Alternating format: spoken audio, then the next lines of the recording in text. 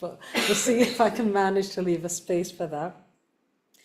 And the theme is 4 ways to build a Buddhist community. And so this is the first talk out of a series of 5 talks that are going to be 1 a month, I believe, from now on, at this Saturday morning. So so as soon as I saw that it was given the title for this talk, 4 ways to build a Buddhist community, I thought, well, if it was me, sort of on the other end, as it were, of this talk, I'd want to know, before I even wanted to know about these 4 ways, I'd want to know, well, why? Why would you bother, in a sense, building a Buddhist community? Why is that important?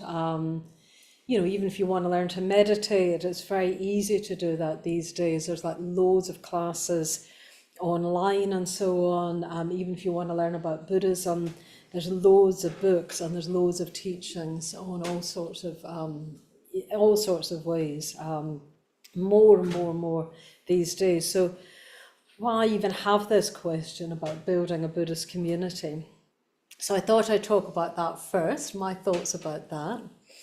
And I'm going to start with an experience that I had quite a number of years ago, maybe 15 years ago, I guess, maybe 15 or 16 years ago.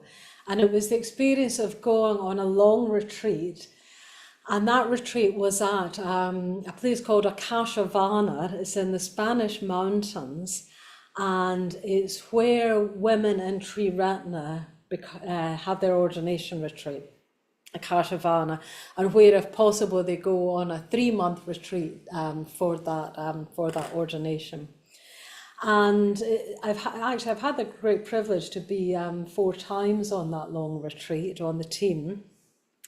This time was extra special because it was the very first one ever at this retreat centre. Because we had just managed to get this retreat centre. We had been fundraising for years and years and years to get this retreat centre. I remember all the things that one does to fundraise, all the sponsored this and sponsored that, all the activities. As a Sangha, we'd raised this money, and then we had also searched for years and years to find the exact right place, which is a bit familiar because that's what I'm doing now for another different retreat centre that we hear about later. It's really hard to find the right place for a retreat centre because you're trying to do all these contradictory things. It's got to be beautiful and remote and secluded and isolated. At the same time, you've got to be able to actually get there, so it's got to be accessible in that way as well. So years and years fundraising, years and years searching, and all the disappointments of thinking you found a place and then it's fallen through again and again. And we got the place. And done it up, rebuilt it more or less. And this was the very first retreat. So it was the very first time that women in our movement were having this 3-month retreat in their own place. And there I was on the team waiting for everyone to come, waiting for everyone to turn the famous corner to arrive there. And I just remember feeling such joy and anticipation and excitement. And also imagining all the practice we'd be doing, all the meditation, all the Dharma talks, all the reflection, all the practice of friendship. And I thought, gosh, maybe the bodhicitta really will arise. In other words, maybe someone will really become enlightened on this retreat. And it felt like that was a real possibility. I thought, maybe this is it. Somebody on this retreat could become enlightened. And immediately after that, I thought, and it doesn't matter who. It won't matter who. As long as it's someone, it won't matter who. So they were my 2 thoughts. Now, I don't know if anyone did get enlightened. I'm afraid I didn't. Sorry to disappoint you, but I didn't for sure.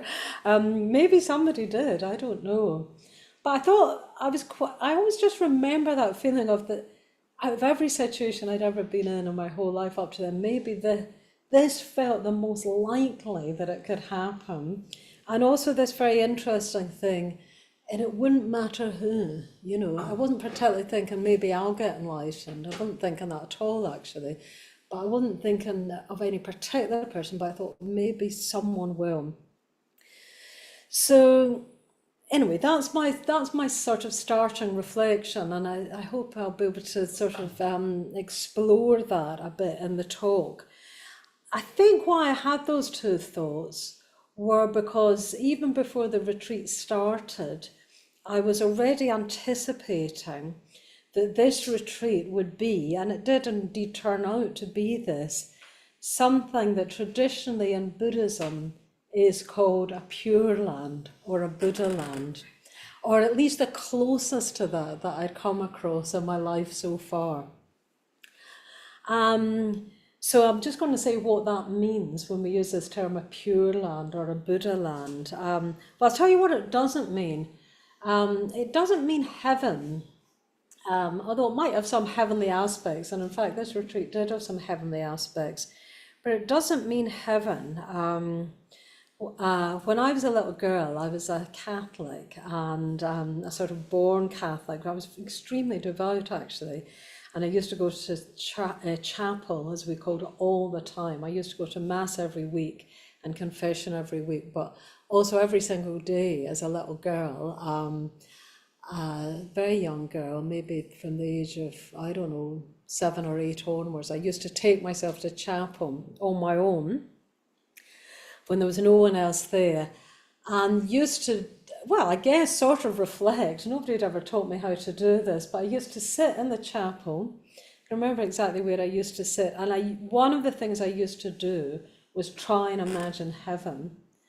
So I try my very best to imagine what heaven was like, and all I could think of to do was imagine the nicest possible thing that ever happened to me and think heaven must be like that, but lots more. Yeah? So I used to try and imagine heaven. It's interesting that I couldn't quite imagine it, and also when I look back, you know, it was quite a sort of sweet thing to do in a way, and obviously I was trying to do something.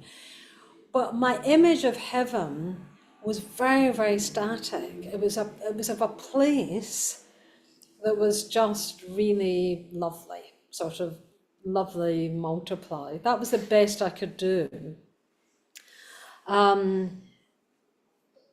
Which is okay, you know, it's okay. But from a Buddhist point of view, that's not really it, you know, that's not where we're trying to get to. We're not trying to get so that our life is just really extra lovely, either in this life or any beyond life. A Pure Land may have elements of that loveliness, but it's very, very different. So you could say a Pure Land or a Buddha land is an environment where the conditions are perfectly conducive to growth. So that's what we mean when we talk about a Pure Land. That's what we're trying to create. So that's my kind of starting point of thinking about, well, why would we build a Buddhist community? What we're trying to build, you could say, is an environment, or maybe create a culture is a better way of saying than build an environment, where conditions are as good as possible for growth, the growth of everyone. And I think there's already a sort of a sort of assumption in that. Maybe assumption isn't quite the right word. A truth in that. That's better. There's already a truth in that. Well, I think it's a truth. You can see what you think. Is that if we want to grow, we have to realize, a first step in this is realizing that our environment really, really influences us. Sometimes we don't like to think that. We like to think we're very independent, I think, especially in our modern world. We like to think we're not so easily influenced. But more and more, in my experience, I realise that I'm more and more influenced by the environment I'm in. By environment, whenever we talk about our environment or the world, what we're really talking about is other people. So it's realising that the other people that we keep company with is definitely going to affect us, and it's definitely going to affect our ability to grow. Because it's not easy to grow. Again, well, I wonder if you'll agree with that. Here we are on a Saturday morning. Very, very lovely thing that we've all come together to meditate, to explore together. I'm imagining that for all of us, however we articulate it, there's a wish to grow in the fact we're even here. And that is not easy. It's not easy to change. It's not easy to get out of our habitual way of being. Partly because, well, our habitual way of being, even if it's not the best, is comfortable. Growth always means a move into the unknown, doesn't it? Sort of by definition, growth means going to something we don't know. So it's a bit like we get a bit of a push-pull. We want to grow, we want to be our best self and even beyond that. But at the same time, we're like, oh no, that's a bit scary. I'm comfortable with the familiar. So it's not easy to grow. It's not easy to get out of the habit of being the person we are or the person we were. We'd be pulled back into that again and again. And we find that it's very alarming, isn't it? When you think, you think you're growing, you think you're changing, and suddenly you think, oh, how did I get here again? Either sometimes that's external. You think, you kind of look at your life and you look at, I don't know, the job you're in or the partner you're with or something or other, and maybe it's not going so well, and then it feels like horribly familiar. You think, actually, this is a little bit like the last time that happened, Or you find yourself acting in some way. You really, really thought you'd been working on yourself and really trying to change some pattern that's holding you back, and then you're like in it. Before you know it, you're in it again. Do people recognise that? And you're like, oh no, how did I get here again? That's what I mean by saying it's hard to get out of that rut of being me. And what can help or hinder is other people. So if we're with other people that actually are invested in us being the old me, who want us to stay the same, who are going to approve of us staying the same, who are going to not really approve of us wanting to change or actually changing, that's really hard. Of course, outstanding individuals have done that, have managed to change against the odds, but it is really hard to do that if there's other people, even with the best will in the world, that are somehow holding us back, that are saying, oh, I don't know, you used to be so much fun, before you started this meditation, or I don't know, that kind of thing, or why do you have to go on retreat again? Can't we go on holiday instead? That kind of thing. It's hard if, you're trying to do these things that are hard and other people, it's a bit threatening to them, or they actively don't want them. So that's hard. And we're influenced by that. Even though we want to be strong, we want to be independent, we will be influenced by other people. So the first intelligent thing to do, I think, is to almost use that fact for the positive. Think, okay, we're influenced by other people, sort of like it or not in a way, unless we're very, very advanced spiritually.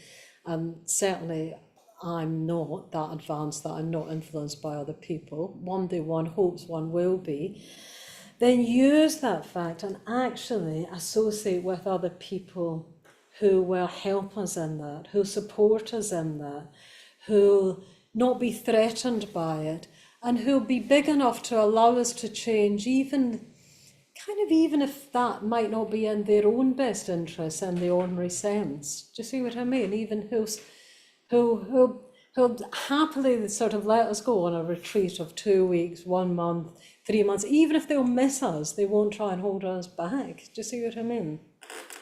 So I think we need that in our lives. We need other people to support us. That's the first thing. So that, I would say that's one of the first reasons that building a Buddhist community, a community of growth, is important. We have to create the very environment that will support us.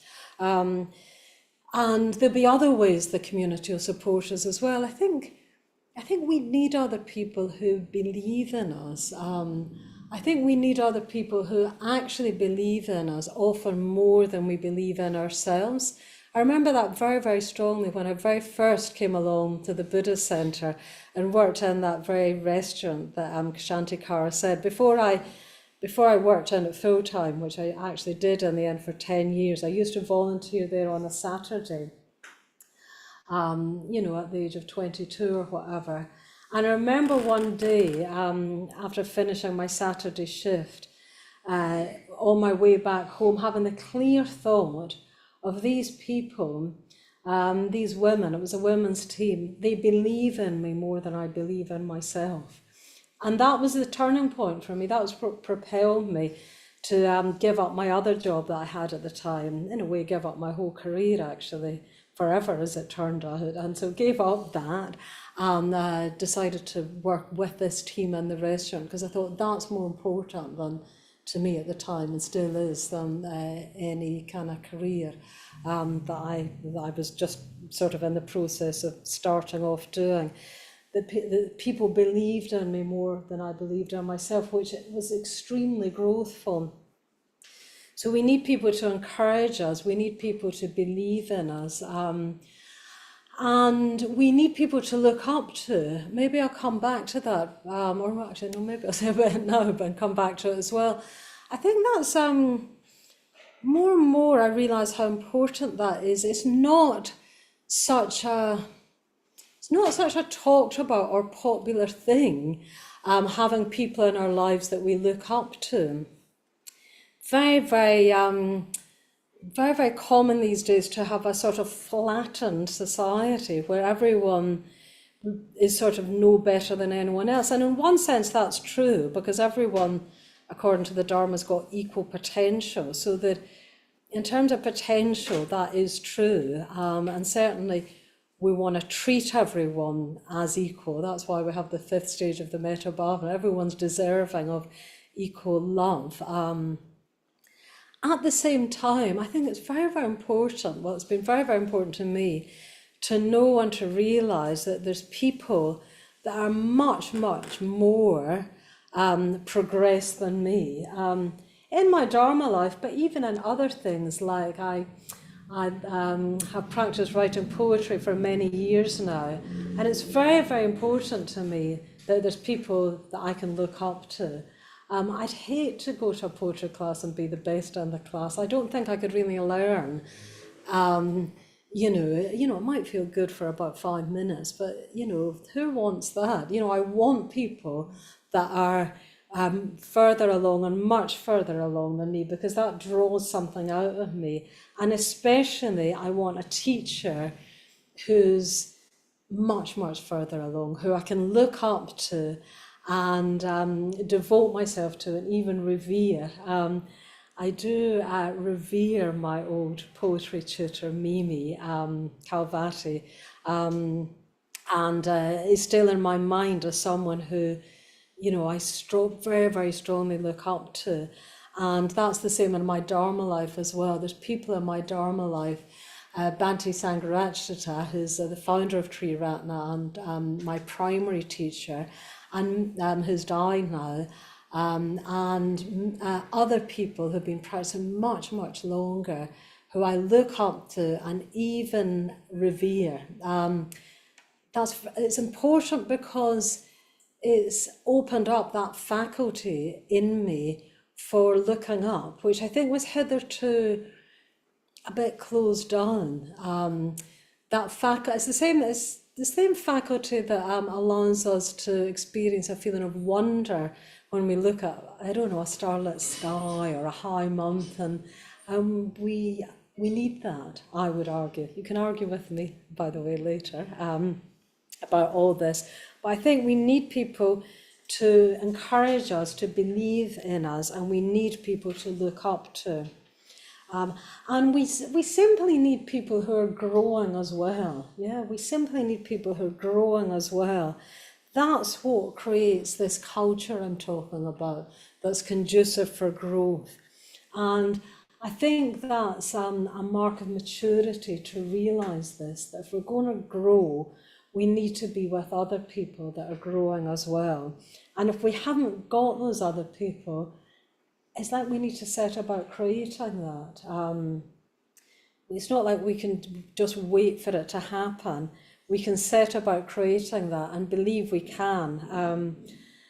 I've got a very nice story I often tell in relation to this. My friend Vadra Chakshu, who lives in Istanbul, he's our only order member at the moment in Istanbul. And we chat from time to time. And some years ago, he was telling me he'd moved into a new neighbourhood. And I said, how is it? He said, oh, it wasn't a very friendly neighbourhood. And I said, oh dear.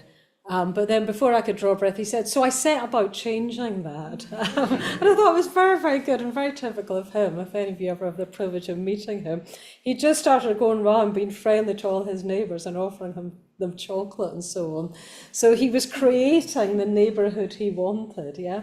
So we can create the environment we want. But luckily, we don't need to completely create it because, like it's here, for example, at the North London Buddhist Centre on a Saturday morning, you just need to come and you can feel in the air that other people want to grow.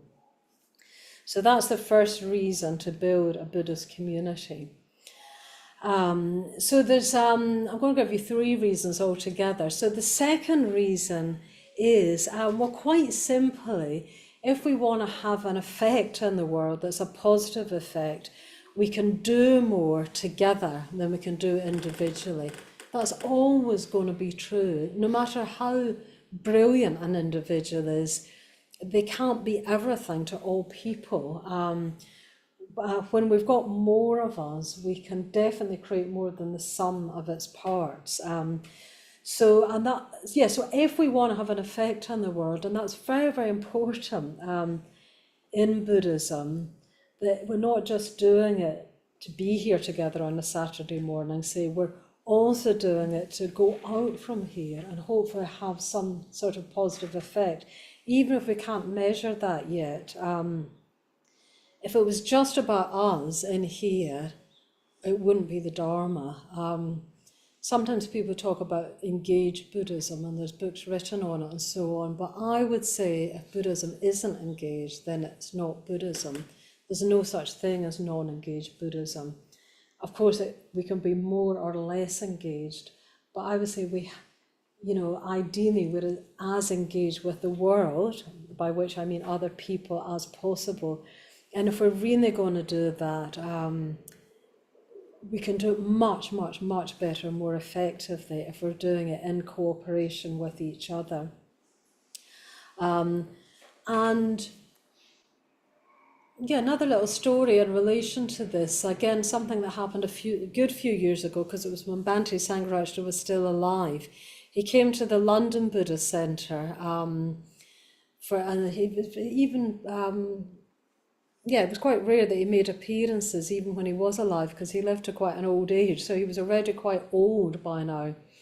And he was being interviewed by my friend Maitreya Bandhu, and Maitreya Bandhu said, Bhante, here we are at the London Buddhist Centre in the middle of Bethnal Green, as it is. It could just as well have been here, the North London Buddhist Centre on the Holloway Road. And Maitreya Bandhu said, Bhante, should we really be doing this, or should we all give this up and go up a mountain and meditate? And Bhante just looked so surprised, and he just said, but this is where the people are. Maitreya Bandhu, for some reason, asked him the question again and said, but Bhante, really, shouldn't we be really deepening our practice by meditating up a mountain? And Bhante said again, but this is where the people are. And I suddenly had one of those little aha moments, and I thought, here's Bhante, he's the founder of our movement, he's created this whole movement. He hasn't spent his time up a mountain meditating and writing, as actually he would have quite liked to do. But he's done this, he's created a movement. And I had this thought, I never actually asked Bhante to know if it was true, but I thought, if you're Bhante, one of your major concerns must be that the Dharma as teaching must be kept alive as long as possible and sort of spread as widely as possible. But my particular thought was kept alive as long as possible, because in that moment I realized that the Dharma as teaching is only alive as long as there's people practicing it. The Dharma's truth can never die, because that's truth. Truth can never die with a capital T. But the Dharma as teaching will eventually be lost. Like one day there'll be no one left practicing. And that day, well, obviously it will be a tragic day, but that day will come. So what our job is to keep the Dharma's teaching alive as long as possible and spread as widely as possible. And if we're going to do that, it's only going to happen if we work together. Like no individual could do that. As I say, no matter how brilliant, because they themselves obviously eventually would die. And if it was only just done to them, then it would die with them. We've got to do it together and always be looking, well, in a way, to the future, in a sense, and the future flourishing. So that's the second reason for building a Buddhist community. It's that outward-facing aspect. And the third reason, and the deepest reason of all, is that actually spiritual community is more aligned with the way things are, than individualism. So the basic, most fundamental teaching of Buddhism, and the sort of basic realization of the Buddha, is that we don't exist as separate selves. That's how we think of ourselves when we're not enlightened. We can't help it. The unenlightened state is the state where everything refers back to me, more or less subtly. Sometimes we feel that very, very intensely if we're really in a rage or in the throes of really strong craving. That's very acute. We just feel that sense of me. I want this. I don't want that. This is threatening me. We feel that very strongly. Sometimes it's more attenuated, especially through the things we practice, like meditation. So, perhaps we've been on a long retreat, or perhaps we're very deeply into the fifth stage of the metta bhavana, and it feels like actually that sense of me in the middle of it all is attenuated. But if we haven't got insight, sooner or later it'll come back to me. What's in it for me? What can I get out of this? What's threatening me? Look how wonderful I am. Look how terrible I am. Me in the middle, yeah? Does people recognize that? Yeah. We all, even if we might recognize it, we might not. Even if whether we do or we don't, what am I trying to say? Well, whether we do or we don't, that's the thing that we've got to try and break through, whether we do or don't recognize it. But the really, really important thing to say is that we're not to blame for this. This just comes with the territory of being an unenlightened human being. That is, by definition, that's what an unenlightened human being is. The Buddha is the Buddha because he saw through that, saw that boundary that we create of a real me in here as opposed to a real world out there is artificial. We don't need to do it, but we're doing it at a level deeper than consciousness. It's pre-conscious. It's not subconscious, but it's pre-conscious. That's why we're not to blame for it. But the Buddha said that causes all our suffering. The fact we've created that artificial boundary, we've separated ourselves actually from life,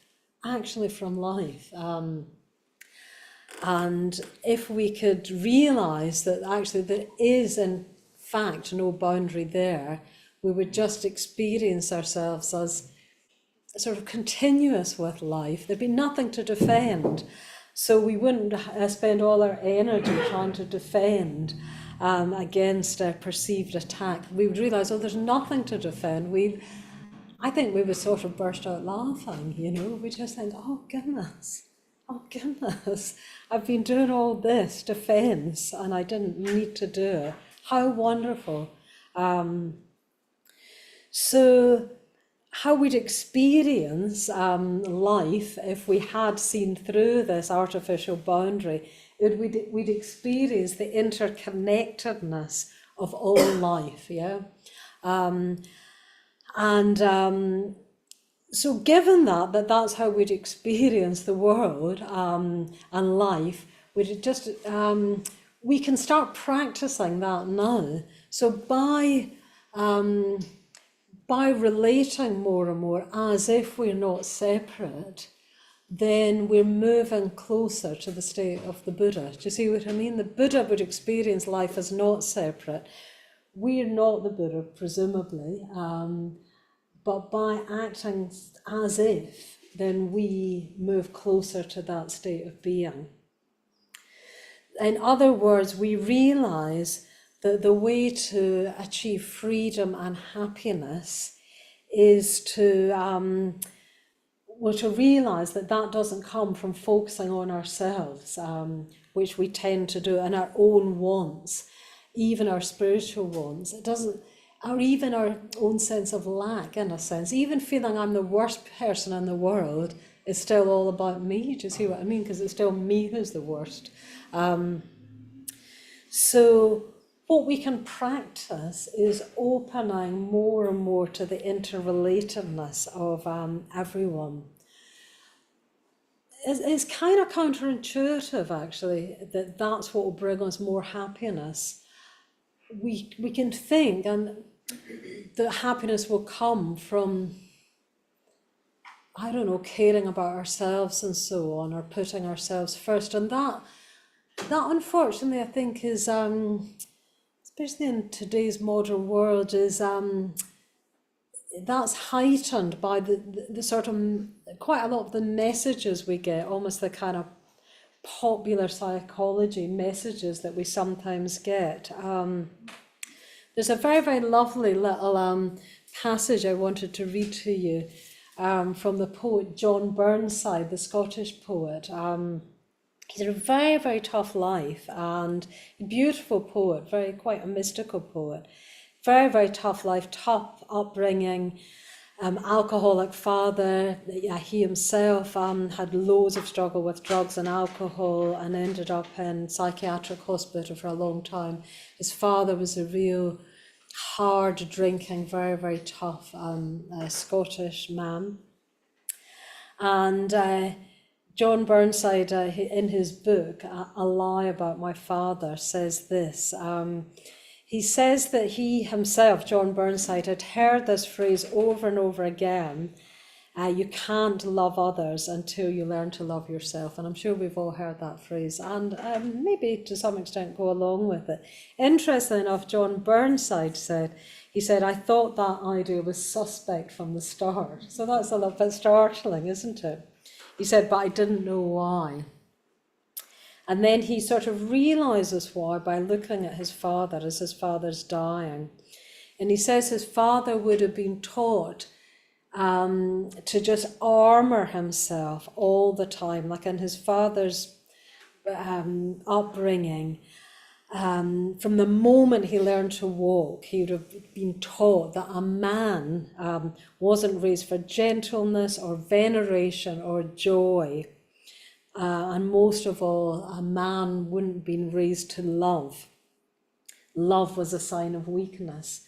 But then he said, So he said, still, he said that towards the end of my father's life, I think it's possible that he loved something for minutes or even hours at a time. And he talks about how his father let the garden, the little garden, would have been a little tenementy Scottish garden, grow wild, and all the wild flowers come back that his mother had planted. And he said that, John Burnside said, when I paid him that final visit, yeah, he told me that he let the garden grow wild to enjoy the wild flowers. And John Burnside said, he said, I thought he was being ironic, but it's possible that he meant what he said. He said, because he did seem to be gentler and less angry and more capable of being quiet within himself. And he said, so this is now John Burnside saying, I want to venture a hypothesis that goes like this. You cannot learn to love yourself until you find something in the world to love.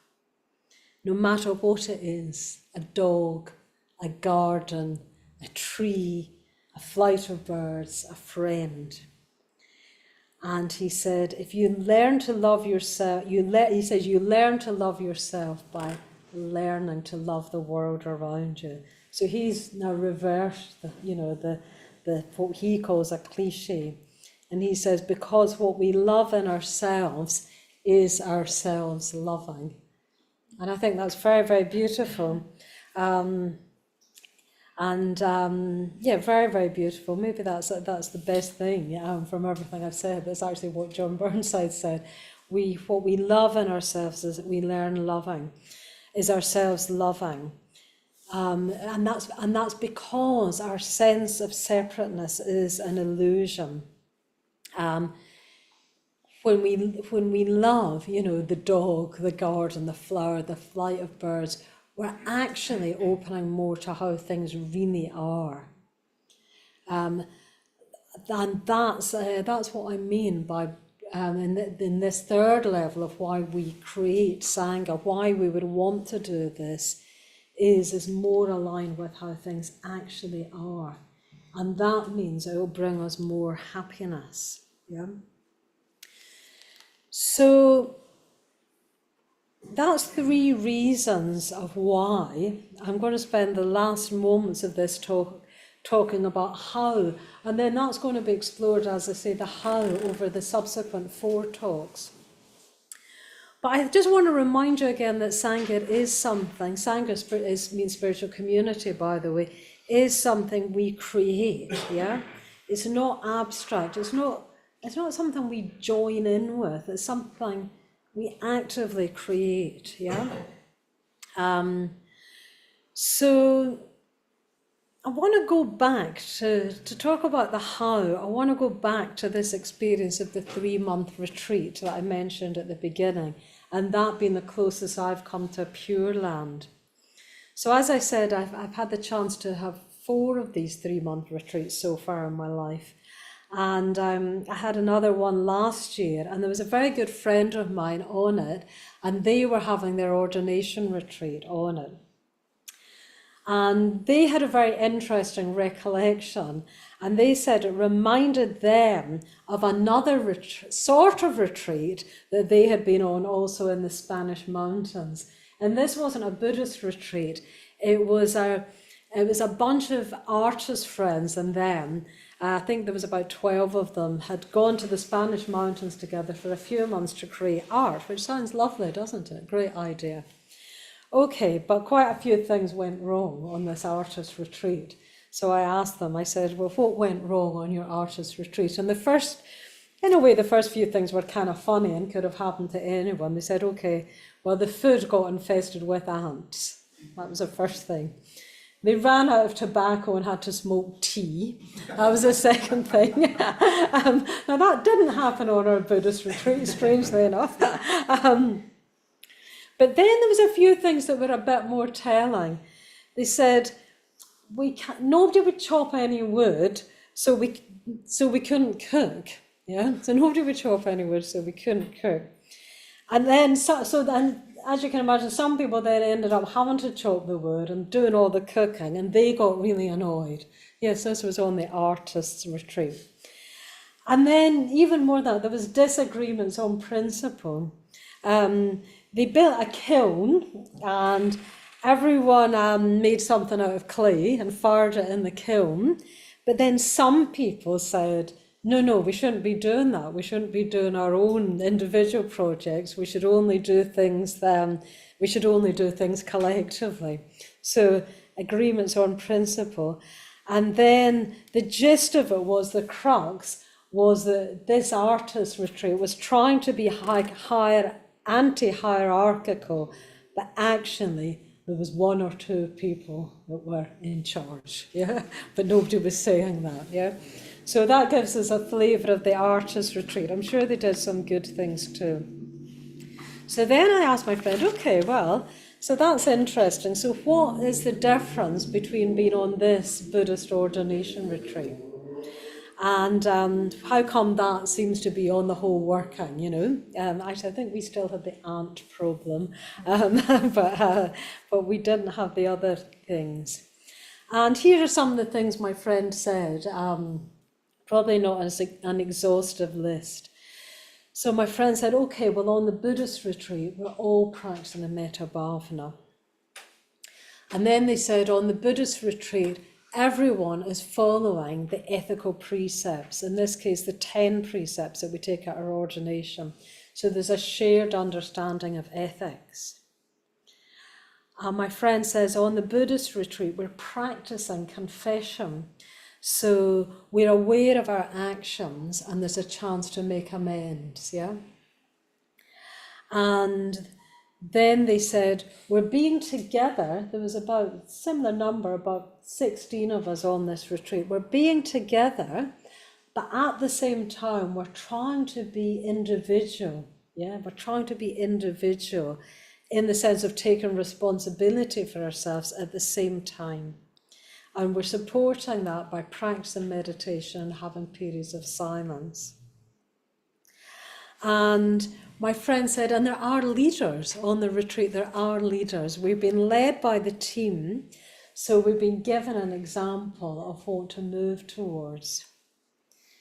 And finally, my friend said, and I think this is maybe the most important one, that all of us on this ordination retreat are all going for refuge. In other words, we've all living a life centered around value, and that value is the Buddha, the ideal of enlightenment, the Dharma, the truth itself, and the Sangha, the attempt to create spiritual community.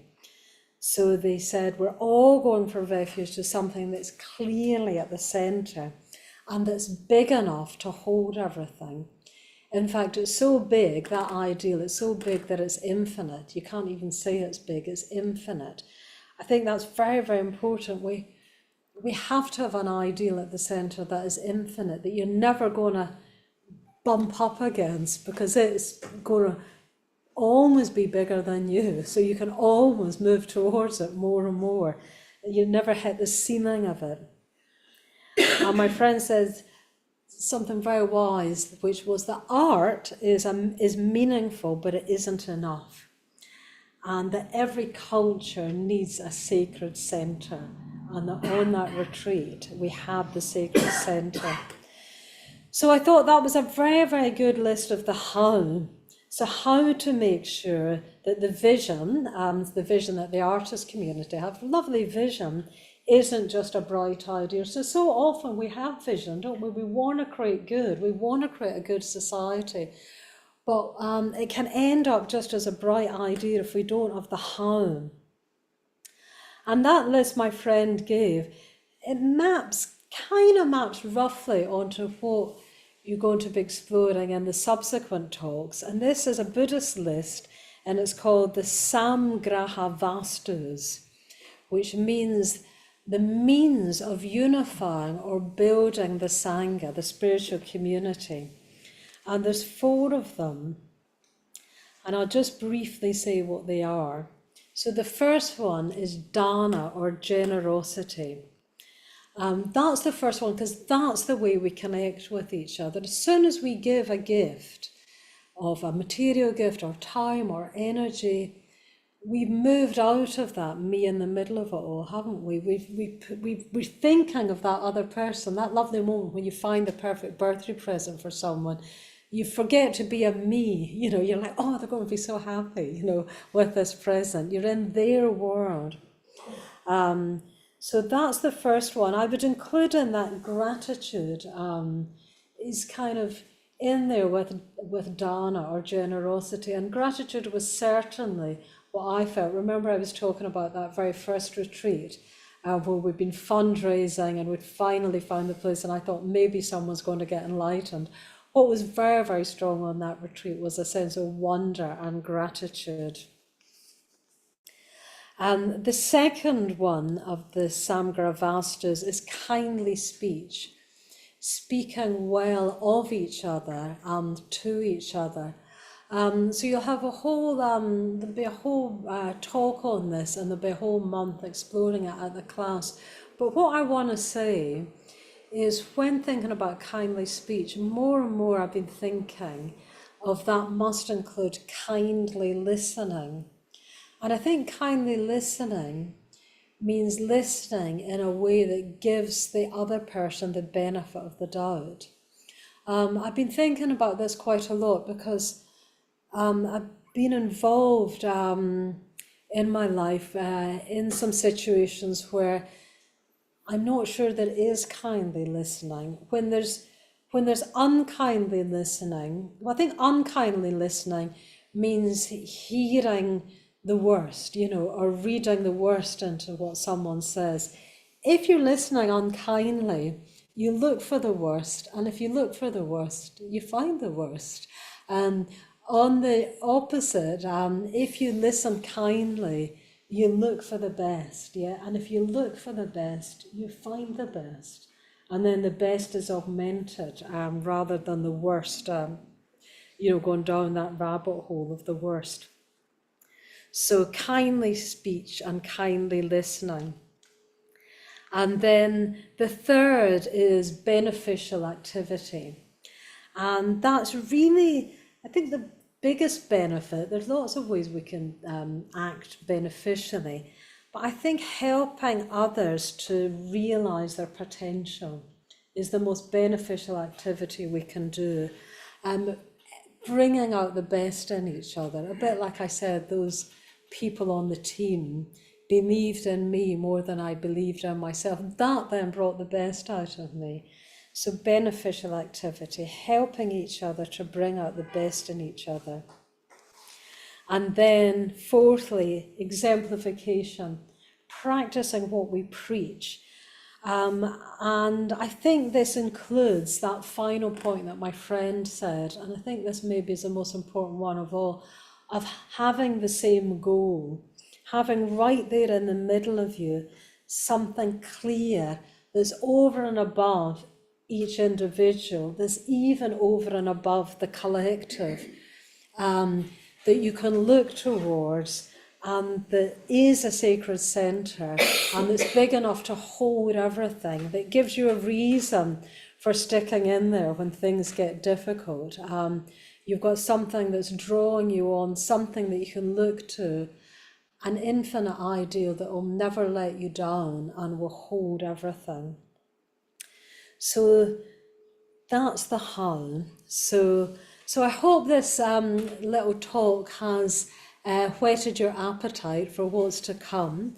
So hopefully I've given 3 reasons that might convince us that it is worth building a spiritual community. 1, because it's the most supportive thing we can do for ourselves. 2, because it's the way we can be most positively effective in the world. And 3, because it's actually closer to how things really are. And then we've got this list of the how, kindly speech and kindly listening, generosity and gratitude, helping each other access each other's potential, and having or sharing the same goal. and all working towards that.